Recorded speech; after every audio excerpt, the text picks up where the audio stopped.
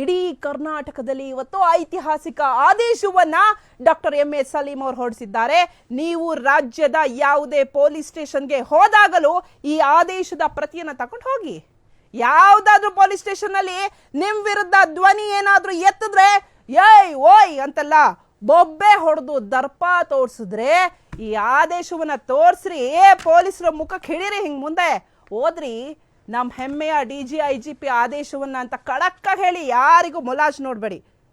So ಈ ಆದೇಶದ ನಂತರ ಎಲ್ಲಾದ್ರೂ ಒಂದು ಪೊಲೀಸ್ ಠಾಣೆಯಲ್ಲಿ ಮಾನ್ಯ ನಮ್ಮ DG IGP ಆದೇಶದ ನಂತರವೂ ಕೂಡ ಆದೇಶ ಉಲ್ಲಂಘನೆ ಆದ್ರೆ ಸಾರ್ವಜನಿಕರೇ ನಮಗ್ ಫೋನ್ ಮಾಡಿ, ನನಗೆ ಫೋನ್ ಮಾಡಿ, ಅಥವಾ ಇಲ್ಲಿ ಹೋಗ್ತಿದ್ಯಲ್ಲ ನಮ್ಮ ಲೈವ್ ಹೋಗ್ತಿದ್ಯಲ್ಲ ಕಮೆಂಟ್ ಹಾಕಿ.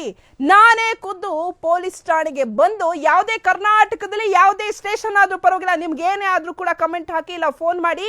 ನಮ್ಮ DG IGP doctor M A Saleem ಸಾಹೇಬ್ರಿಗೆ ನಾವು ಫೋನ್ ಮಾಡ್ತೀವಿ. ನಮ್ಮ ಟೀಮ್ ಪೂರ್ತಿ ನಿಮ್ಮ ಸ್ಟೇಷನ್ ಎಲ್ಲಿ ಏನಾಯ್ತೋ ಅಲ್ಲಿ ಕರ್ಕೊಂಡ್ಬರ್ತೀವಿ.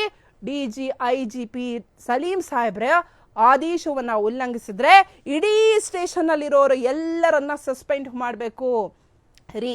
ಸಸ್ಪೆಂಡ್ ಅಂದ್ರೆ ಯಾವುದೋ ಪೊಲೀಸ್ ಸ್ಟೇಷನ್ ಅಲ್ಲಿ ಒಂದು ಪೊಲೀಸ್ ಸಸ್ಪೆಂಡ್ ಆದ್ರೆ 1 ತಿಂಗಳಾಗ್ತಾರೆ, 2 ತಿಂಗಳಾಗ್ತಾರೆ, ಮನೇಲಿ ಕೂರ್ತಾರೆ, ಒಳ್ಳೆ ಕಾಸು ಬರೋ ಸ್ಟೇಷನ್ಗೆ ಮತ್ತೆ ಬರೋದಲ್ಲ, ಎಲ್ಲ ಒಂದ್ ಕಡೆ ಹಾಕ್ತಾರೆ. ಆದ್ರೆ ನೋ,